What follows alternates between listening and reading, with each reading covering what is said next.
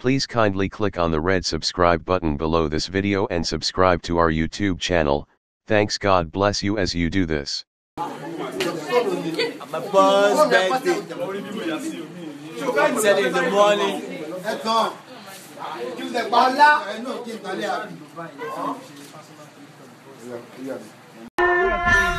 Happy birthday, how are you, daddy? Happy birthday to you. How old are you now?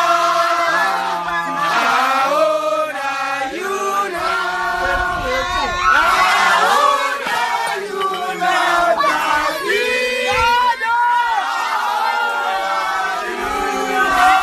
daddy?